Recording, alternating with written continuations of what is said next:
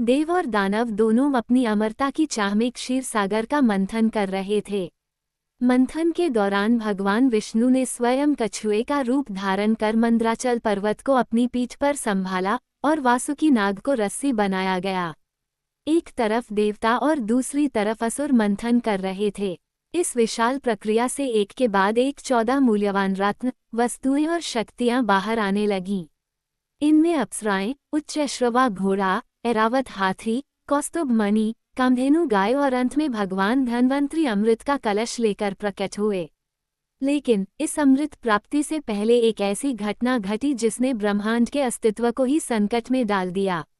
जैसे जैसे मंथन अपने चरम पर पहुंचा, क्षीर सागर के भीतर से एक भयानक, उग्र और असहनीय गंध वाला पदार्थ बाहर निकला। यह कोई साधारण विष नहीं था, बल्कि यह हलाहल विष था। इस विष की उष्णता और विषैलापन इतना भयंकर था कि उसकी एक बूंद मात्र से संपूर्ण ब्रह्मांड जलकर भस्म हो सकता था। हलाहल की भयंकर अग्नि से 10 दिशाएं तपने लगीं। जीव जंतु, ऋषि मुनि और देवता सभी भयभीत होकर कांपने लगे। असुरों में भी भगदड़ मच गई।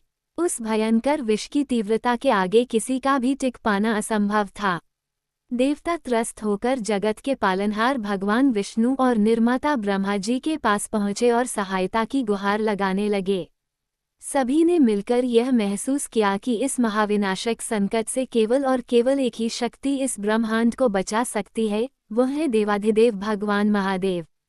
देवताओं की पुकार सुनकर औघड़दानी शंभूनाथ अपने आराध्य स्थान कैलाश पर्वत से तुरंत प्रकट हुए। शिव जी ने जब स्थिति को देखा तो वे भली भांति समझ गए कि यदि इस विष को तुरंत नियंत्रित नहीं किया गया तो सृष्टि का अंत है। शिवजी की करुणा और प्रेम इस पूरी सृष्टि के प्रति असीम है। वे जानते थे कि देवता या दानव इस विष के प्रभाव को झेलने में असमर्थ हैं।